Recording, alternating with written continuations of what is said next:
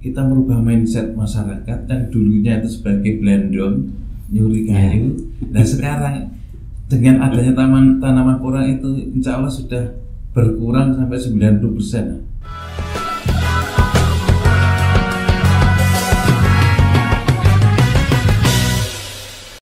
Assalamualaikum warahmatullahi wabarakatuh. Waalaikumsalam warahmatullahi wabarakatuh. Selamat pagi. Kembali lagi dengan saya Hasna Lutfian dalam acara Ngopi Lestari, ngobrol pakai solusi untuk hutan lestari. Hari ini saya kedatangan tamu yang luar biasa, dua narasumber. Mari langsung kita ngobrol-ngobrol santai yang berada di samping saya. Selamat pagi Bapak. Selamat pagi. Bagaimana hari ini, sehat? Alhamdulillah sehat walafiat. Alhamdulillah, saya senang sekali hari ini bisa ngobrol santai untuk acara Ngopi Lestari. Nah, untuk selanjutnya, monggo Bapak perkenalan diri terlebih dahulu supaya kita mengenal siapa sebenarnya Bapak. Saya Rianto, Ketua LMDH Artomoro, Desa Bendo Asri, Kecamatan Rejoso, Kabupaten Nganjuk. Monggo Bapak. Saya Haryanto, KRPH Turi, BKPH Brebek, KPH Nganjuk, Dibre, Jawa Timur. Nah, untuk selanjutnya, mari kita ngobrol-ngobrol santai ya Bapak. Nah, ini yang saya tahu Bapak, di wilayah Bendo Asri terdapat hutan yang sangat luas sekali. Berapa sih Pak sebenarnya luasan hutan yang ada di sana? Luasan hutan di Desa Bendo Asri pada Wengkon LMDH Artomoro seluas 1.228,2 hektar. Wah, luas sekali nih Bapak. Nah, ini bagaimana Pak dengan kondisi hutan yang sekarang ini? Apakah sudah baik atau bagaimana Pak?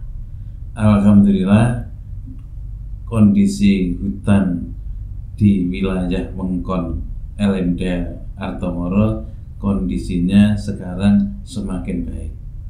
Nah, itu sudah baik dari dahulu atau baru saat-saat ini dengan adanya lembaga masyarakat desa hutan? Keadaannya dibandingkan dengan yang dahulu itu lebih bagus sekarang karena kan sekarang dikelola antara LMDH dengan perhutani dan LMDH selalu dibimbing oleh pihak perhutani KPH Nganjuk. Berarti langsung dibimbing dengan KPH Nganjuk ini ya Bapak. Nah, kalau ada kegiatan di bidang kehutanan, bagaimana caranya Pak Mantri nih untuk menyampaikannya ke LMDH? Oh iya, terima kasih sekali. Kami selaku pemangku wilayah yang mana kami punya mitra yang dalam hal ini adalah LMDH Artomoro yang ada di Bendo Asri. Sehingga apabila ada kegiatan-kegiatan yang mana itu belum kami lakukan, kami akan selalu sosialisasi. Kami sosialisasi bersama dengan LMDH, sekaligus pada kegiatan-kegiatan itu kita sampaikan. Untuk sosialisasinya itu berapa minggu sekali Bapak? Apakah sering, 1 bulan sekali atau bagaimana? Untuk sosialisasi adalah setiap menjelang atau mau ada kegiatan kehutanan begitu. Setiap ada kegiatan langsung ada sosialisasi. Iya, begitu. Bapak. Iya, betul. Nah, itu untuk cara menyampaikannya bagaimana Bapak? Setiap anggotanya, nah ini pasti. Oh iya, jadi cara menyampaikan kami dengan Ketua LMDH berkoordinasi untuk mengumpulkan semua anggota untuk menyampaikan apa yang ada kegiatan pada tahun ini. Gitu. Jadi kita terbuka dengan LMDH juga. Mungkin kegiatan tahun ini adalah tebangan, sehingga kami membutuhkan masyarakat Bendo Asri yang dalam hal ini pada LMDH Artomoro. Baik Pak, terima kasih. Untuk LMDH itu Bapak terlibat dalam kegiatan apa saja sebenarnya? Di LMDH yang terlibat kegiatan mulai dari penanaman, terus kemudian penebangan, kemudian keamanan, kemudian angkutan itu juga dilibatkan. Jadi untuk LMDH iya. Jadi kita selalu koordinasi dengan perhutani, sebagaimana kita menempatkan diri sebagai mitranya perhutani. Demikian. Untuk bagaimana Bapak untuk cara menyampaikan hal tersebut ke anggotanya? Nah, ini yang saya dengar LMDH itu juga banyak sekali anggotanya Bapak. Iya, betul. Terima kasih. Untuk anggota kami sekarang kurang lebih ada 500 orang. 500 orang itu terdiri dari 2 kabupaten, jadi dari Bojonegoro dan dari Nganjuk. Karena kami itu berdekatan dengan Bojonegoro, berbatasan, sehingga orang yang dari Bojonegoro, dari desa dusun di Jumblang Jati, desa Krondonan itu kita rekrut menjadi anggota sekalian. Jadi sehingga kita mudah untuk mengkoordinir apabila dia menjadi anggota kita. Caranya mekanismenya seperti apa dalam melaksanakan kegiatan. Ya, kita punya di samping ada pengurus LMDH, di situ juga ada yang namanya Pokja. Jadi Pokja nanti akan bekerja membimbing pada anggota-anggotanya sesuai dengan tupoksinya masing-masing. Dengan anggotanya sebanyak itu Bapak, pastinya kan ada kendalanya. Iya, betul. Nah itu kalau boleh sharing Bapak di sini, itu kendalanya apa saja dan untuk mengatasinya itu bagaimana Bapak? Kalau selama ini kendalanya itu Kendala dalam hal apa? Kendalanya ya sebenarnya itu sangat kecil sekali ya. Masalahnya masyarakat yang berada di kawasan hutan itu orangnya kan mudah sekali. Orang selalu yang kompak berarti? Selalu kompak dan kompak. Jadi sementara ini selama saya menjabat sebagai ketua LMDH dan sebagai pengurus mulai tahun 2003 sampai sekarang itu jarang menemukan yang namanya permasalahan yang ada di anggota kami. Jadi kami juga tidak perlu mengambil satu keputusan sehingga dari permasalahan itu. Jadi ada itu kecil sekali, misalnya batas sampai itu batas penanaman kayak batas gitu penanaman kan, karena kadang-kadang itu ini tempat saya, kok dipindah itu batasan dipindah hanya itu aja. Itu pun bisa diselesaikan dengan kekeluargaan. Jadi tidak terlalu sulit. Baik Bapak. Nah apabila LMDH mengadakan suatu kegiatan itu Bapak, mekanismenya itu bagaimana dan kegiatannya apa saja sih Pak kalau saya boleh tahu? Kegiatannya kalau kita dari perhutani tadi ya seperti tanaman, penebangan, angkutan, kemudian keamanan itu kita bagi-bagi sesuai dengan pokja masing-masing, semacam itu. Nah untuk angkutan pengamanan hutan itu kayak gimana Bapak? Pengamanan hutan kita bagi kelompok piket. Ya, ada piket yang kayak gimana? Ya, piketnya itu semacam ini, misalnya hari Minggu itu siapa, hari Senin dan seterusnya. Jadi setiap pokja nanti, karena pokja kita juga banyak, karena menangani orang semacam itu banyak itu, jadi punya pokja. Satu pokja itu anggotanya misalkan ada 100 orang. Nah itu nanti hari Minggu pokja 1, kamu ngirim orang 10 orang. Nanti hari Senin juga demikian dan seterusnya. Nah untuk apabila ada kegiatan itu tadi Bapak, mekanismenya bagaimana? Kegiatan untuk LMDH itu tadi ya kurang lebih sama, kita bagi kelompoknya masing-masing.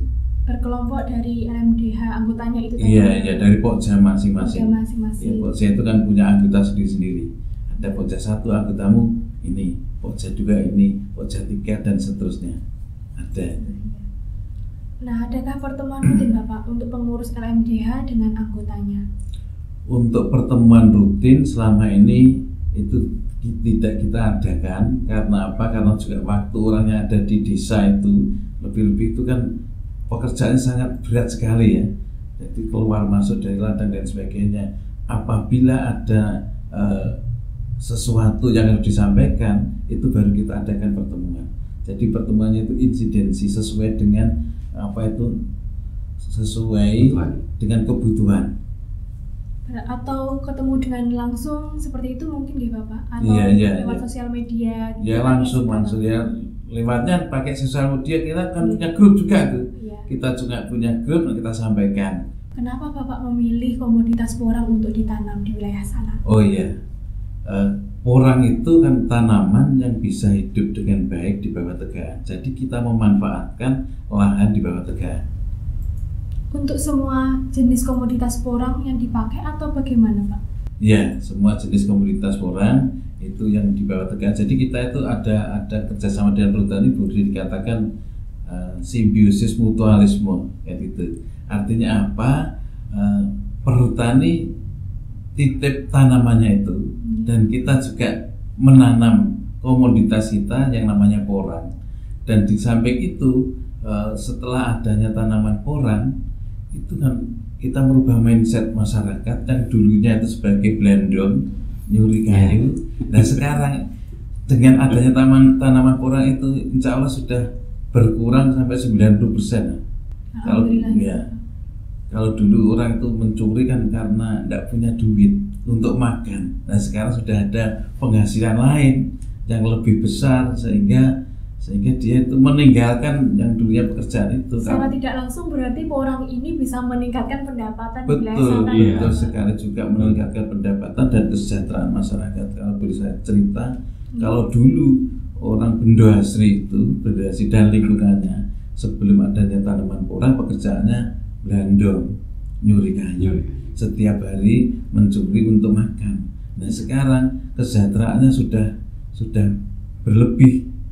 Boleh dikata sekarang itu boleh saya sampaikan di Bendo Asri sekarang ini orang yang belum punya mobil bisa dihitung dengan jari, sekampung sudah punya. Ya. Terus indikator yang lainnya pendidikan pun anak-anak sekarang itu sudah sampai S1, S2 banyak sekali. Begitu keluar SD dia mesti melanjutkan sampai perguruan tinggi.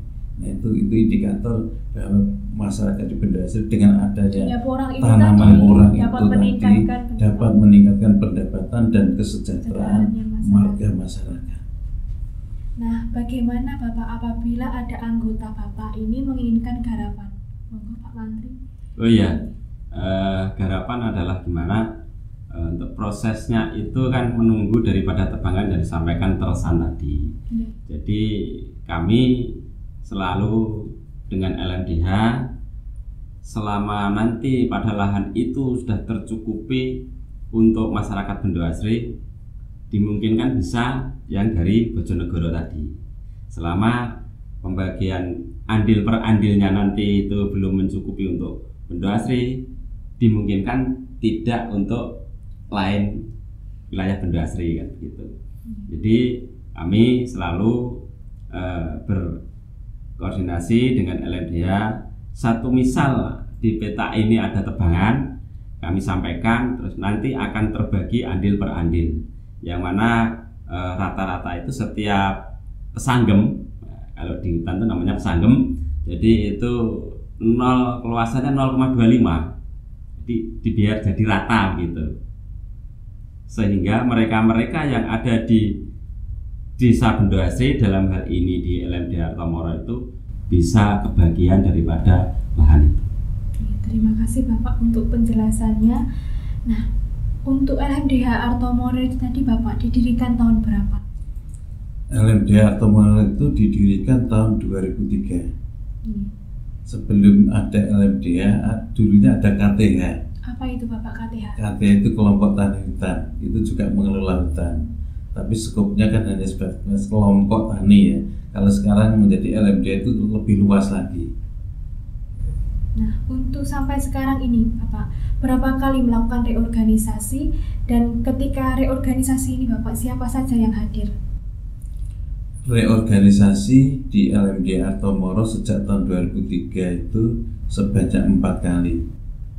Yang kedua kali jabatan ketua pertama dan kedua beliaunya mantan kepala desa Bendo Asri. Terus kemudian yang ketiga keempat saya jadi ketua LMDH, dan yang hadir dalam pelaksanaan reorganisasi itu hadir dari KPH. Waktu itu yang hadir itu dari KSS, BHPF, terus ada dari Bakanya juga ada, dan di samping itu juga ada dari KRPH, BKPH yang berada di lingkup LMDH Artomoro. Jadi semuanya banyak yang hadir nih Bapak dalam acara reorganisasi tersebut. Di samping itu juga masyarakat keseluruhan, karena kan pemilihan ketua itu yang pantas itu siapa, yang duduk sebagai pengurus itu siapa, itu hasil dari musyawarah di masyarakat. Dengan adanya reorganisasi itu tadi Bapak, apakah ada program-program yang berbeda atau tetap dari tahun ke tahun itu tetap sama saja? Tentunya ya mesti ada perbedaan menyesuaikan dengan perkembangan. perkembangan di sini adalah dari Perhutani dan Dinas Kehutanan juga, itu yang membantu kami, yang membimbing kami. Nah, apa saja Bapak usaha LMDH dalam pemanfaatan hutan dalam kesejahteraan anggota? Oh ya, terima kasih. Tadi sudah saya sampaikan untuk usaha-usaha meningkat kesejahteraan masyarakat yang dulunya itu tergolong masyarakat miskin, sekarang menjadi masyarakat yang berada di kelas menengah ke atas, karena hasilnya itu juga lumayan tinggi. Itu tanaman kita adalah tanaman porang. Yang menjadi idola sekarang porang, walaupun tahun ini harganya itu relatif jatuh, tapi masyarakat di sana karena sudah lama sehingga tidak begitu merasakan. Walaupun demikian kan sudah merasakan yang harga tinggi kemarin tahun 2019 dan 2020 itu harga tinggi. Itu melakukan penanamannya secara tumpang sari atau bagaimana Bapak, atau hanya porang saja? Porang saja, tanamannya porang saja karena di bawah tegaan, di bawah jati, di bawah sono dan lain sebagainya. Karena untuk di bawah jati itu kalau tidak porang tidak bisa tumbuh. Kalau tanaman tumpang sari misalnya jagung, ketela tidak bisa tumbuh. Yang bagus adalah porang. Apabila Bapak suatu saat nanti porang itu harganya turun, apakah Bapak udah menyiapkan nih untuk kedepannya ingin menanam apa? Kalau harga turun, kami pun juga masih merasakan untung. Karena apa? Karena bibit dan lain sebagainya itu masih punya kita sendiri. Dan porang itu kan bukan tanaman yang sulit, yang membutuhkan pemeliharaan yang intensif, tidak.